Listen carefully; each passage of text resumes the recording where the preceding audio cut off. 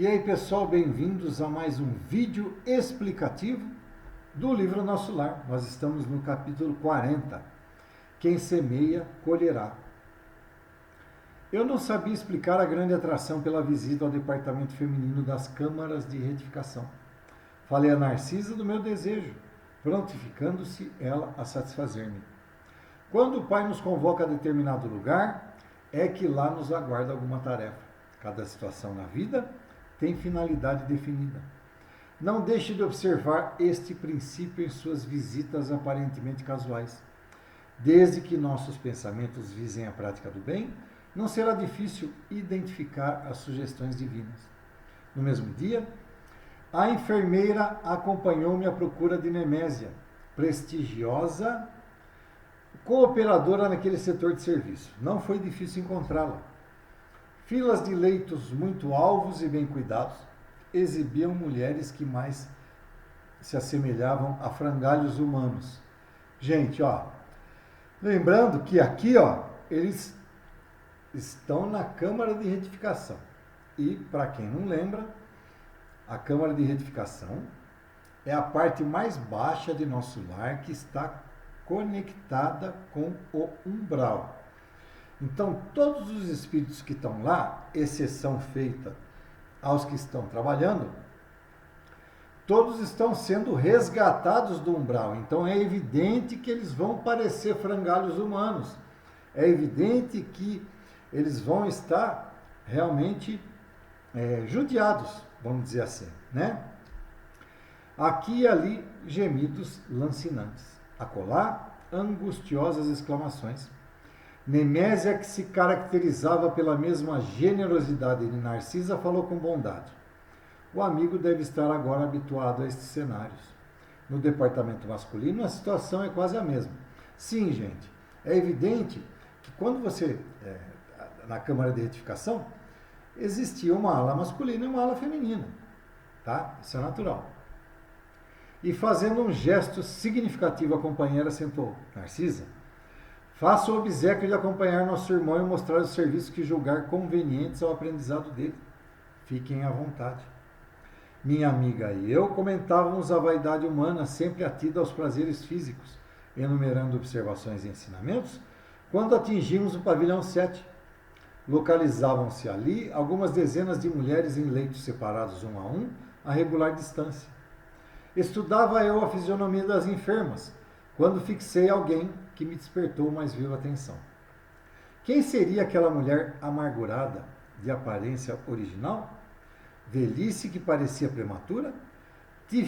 Tipificava-lhe o semblante em cujos lábios pairava um ricto, misto de ironia e resignação. Gente, para quem não sabe, lábios rictos, né, são aqueles que, como se você estivesse, eles ficam paralisados como se você estivesse rindo. Tipo do Coringa do Batman, né? Como se ele estivesse numa risada eterna. Então, ele fala aqui, misto de ironia e resignação.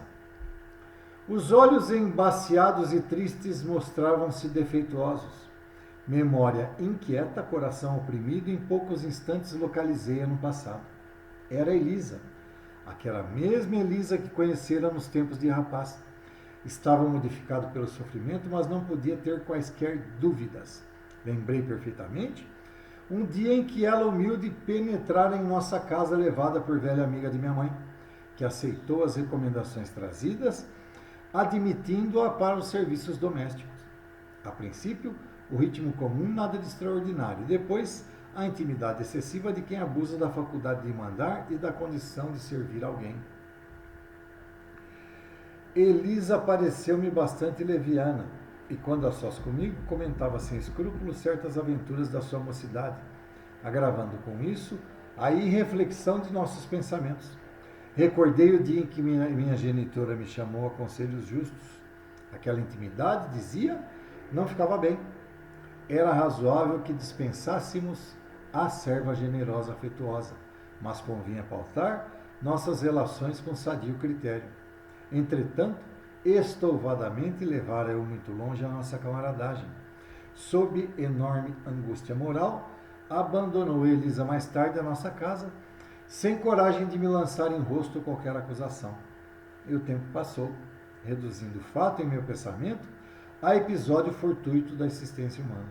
No entanto, o episódio, como alguma coisa na vida, estava também vivo. À minha frente tinha Elisa agora, vencida e humilhada. Vamos lá.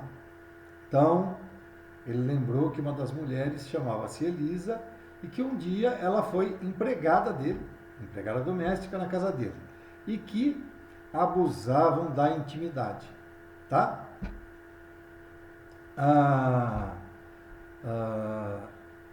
Aí recordei um dia que a mãe, né, chamou a atenção que aquela intimidade não ficava bem, né? E que era bom dispensasse ela, para que a coisa não tomasse outro rumo, né? E que foi dispensado e que com o tempo ele se perdeu e esqueceu disso daí e que agora ele estava relembrando. Por onde vivera a mísera criatura tão cedo atirada a doloroso capítulo de sofrimentos? De onde vinha? Naquele caso não me defrontava o Silveira, perto de quem pudera repartir o débito com meu pai. A dívida agora era inteiramente minha. Cheguei a tremer envergonhado da exumação daquelas reminiscências, mas qual criança ansiosa de perdão pelas faltas cometidas, dirigi-me a Narcisa pedindo orientação. Eu mesmo me admirava da confiança que aquelas santas mulheres me inspiravam. Talvez nunca tivesse coragem de pedir ao ministro Clarencio as elucidações que pedira a mãe de Lísias, e possivelmente outra seria a minha conduta naquele instante, se tivesse Tobias a meu lado. Considerando que a mulher generosa e cristã é sempre mãe, voltei-me para a enfermeira confiando mais que nunca. Narcisa, pelo olhar que me endereçou, parecia tudo compreender. Comecei a falar contendo o pranto, mas, a certa altura da confissão penosa, minha amiga obtemperou. Não precisa continuar. Adivinho o epílogo da história. Não se entregue a pensamentos destrutivos. Conheço seu martírio moral de experiência própria. Entretanto, se o Senhor permitiu que reencontrasse agora esta irmã, é que já o considero em condições de resgatar a dívida. Então, vocês vejam bem. Ele encontrou com ela nas câmaras de retificação. E Narcisa está cravando que se Deus permitiu que fossem encontrados agora, é porque ele estava preparado para a tarefa que estava vindo. Não tema. Aproxime-se dela e reconforte-a. Todos nós, meu irmão, encontramos no caminho os frutos do bem e do mal que semeamos. Esta afirmativa não é frase doutrinária, é realidade universal. Tenho colhido muito proveito de situações iguais a esta. Bem-aventurados os devedores em condições de pagar. E percebendo minha resolução firme de empreender o necessário ajuste de contas, acentuou. Bom, peraí. Antes dessa última frase, olha isso aqui, olha a profundidade disso, gente. Bem-aventurados os devedores em condições de pagar. Felizes somos nós aqueles que reconhecemos nossos erros, que nós temos a moral, né, espiritual para conseguir reparar esse erro. E isso, né, é uma bem-aventurança. Que frase bacana, gente. Olha que coisa maravilhosa. Felizes somos nós, bem-aventurados, que estamos preparados para reparar esses nossos erros e não estamos errando ainda, né? Nós estamos nos melhorando. A frase é simples, mas maravilhosa. Vamos, mas não se dê a conhecer por enquanto. Faça-o depois de beneficiá-la com êxito. Isso não será difícil pelo fato de continuar ela em cegueira quase completa temporariamente. Ou seja, qual o conselho que ela deu? Olha, você não se identifica como André Luiz enquanto você estiver aconselhando-a. Na hora em que você conseguir obter êxito, que você tiver sucesso nessa sua empreitada de dar bom conselho, que ela ficar bem, aí você talvez possa falar quem é que está conversando com ela. Mas até então, não fale quem você é, porque você pode estar piorando o estado de perturbação dela. Pelas forças que a envolvem, noto-lhe a triste característica das mães fracassadas e das mulheres de ninguém. Aproximamo-nos, tomei a iniciativa da palavra confortadora. Elisa identificou-se, dando o próprio nome e prestando de boa vontade outras informações. Havia 3 meses que fora recolhida às câmaras de retificação. Interessado em castigar a mim mesmo diante de Narcisa, para que a lição me penetrasse na alma com caracteres indeléveis, perguntei: e sua história, Elisa? Deve ter sofrido muito. Sentindo a inflexão afetuosa da pergunta, sorriu muito resignado e desabafou: para que lembrar coisas tão tristes? As experiências dolorosas ensinam sempre, disse eu. A infeliz, que apresentava profunda modificação moral, meditou alguns momentos como quem concatenava as ideias e falou: minha experiência foi a de todas as mulheres doidivanas que trocam o pão bendito do trabalho pelo fel venenoso da ilusão. Ou seja, trocava dinheiro, trocava sexo pelo trabalho bendito, que ela disse, pelos trabalhos cristãos de Deus. Nos tempos da mocidade distante, como filha de um lar paupérrimo, vali-me do emprego em casa de abastado comerciante, onde a vida me impôs imensa transformação. Esse negociante tinha um filho tão jovem quanto eu, e depois da intimidade estabelecida entre nós, quando toda a reação de minha parte seria inútil, esqueci criminosamente que Deus reserva o trabalho a todos os que amem a vida sã, por mais faltosos que tenham sido, e entreguei-me a experiências dolorosas que não preciso comentar. Conheci de perto o prazer, o luxo, o conforto material, e em seguida o horror de mim mesma, a sífilis, o hospital, o abandono de todos, as tremendas desilusões que culminaram na cegueira e na morte do corpo. Errei muito tempo em terrível desespero, mas um dia tanto roguei o amparo à Virgem de Nazaré, que mensageiros do bem me recolheram por amor ao seu nome, trazendo-me a esta casa de abençoada consolação. Olha só as consequências do que ela cometeu e que André Luiz agora está, Comovidíssimo até as lágrimas, perguntei: e ele? Como se chama o homem que a fez tão infeliz? Ouvi então pronunciar meu nome e de meus pais. E você o odeia?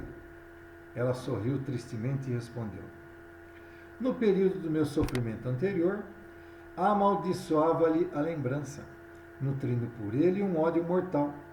Mas a irmã Nemésia modificou-me. Para odiá-lo, tenho de odiar a mim mesma. No meu caso, a culpa deve ser repartida. Não devo, pois, recriminar ninguém. Muito bem, gente, vamos lá.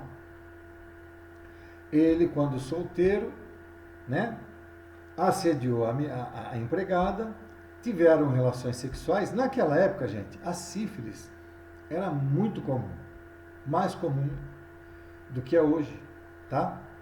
Mesmo com toda o que rola hoje em dia. Pelo menos existe um pouquinho mais de proteção com relação à camisinha, etc. Tal. Então, ele passou sífilis para ela, depois ela foi embora e amargurou a doença e morreu. Então, aí ele questionou, ela falou o nome dele, ele queria saber o nome, ele queria ter certeza que era ele, e ele perguntou: você o odeia? Ela falou assim: no tempo que eu fiquei doente, sim, eu até o amaldiçoei, mas a irmã Nemésia, que é aquela que está junto com ele lá na Câmara de Retificação, modificou-me, dizendo que para eu odiar André Luiz, eu teria que me odiar também, porque eu também sou culpada. Não é somente ele que é culpado. Eu também sou culpada que eu não enxerguei, que eu explorei o sexo, explorei o dinheiro que ele tinha, né? Para odiá-lo, tenho de odiar a mim mesma. No meu caso, a culpa deve ser repartida. Não devo, pois, recriminar ninguém. Aquela humildade sensibilizou-me. Tomei-lhe a destra sobre a qual, sem que eu pudesse evitar, rolou uma lágrima de arrependimento e remorso. Ouça, minha amiga, falei com emoção forte. Também eu me chamo André e preciso ajudá-la. Conte comigo doravante. E sua voz, disse Elisa ingenuamente, parece a dele. Pois bem, continuei comovido. Até agora, não tenho propriamente uma família em nosso lar, mas você será aqui minha irmã do coração. Conte com o meu devotamento de amigo. No semblante da sofredora, um grande sorriso parecia uma grande luz. Como lhe sou grata! Há muitos anos ninguém me fala assim nesse tom familiar, dando-me o consolo da amizade sincera. Que Jesus o abençoe. Nesse instante, quando minhas lágrimas se fizeram mais abundantes, Narcisa tomou minhas mãos maternalmente e repetiu: que Jesus o abençoe. Fim do capítulo 40. Então, gente, vocês veem que como a vida dá voltas, né? Aqui André Luiz teve chance de reparar o que ele cometeu quando encarnado, já desencarnado, né? A mesma coisa poderá acontecer conosco e também nós podemos conseguir essa reparação enquanto nós estamos encarnados, né? Se nós reconhecermos nossos erros e pedirmos desculpas e perdão para aquela pessoa atingida, né? Nós podemos fazer isso. Muito bem, gente. Mais um capítulo que nós aprendemos mais algumas coisas do nosso querido André Luiz. Então, gente, vão lá, inscrevam-se no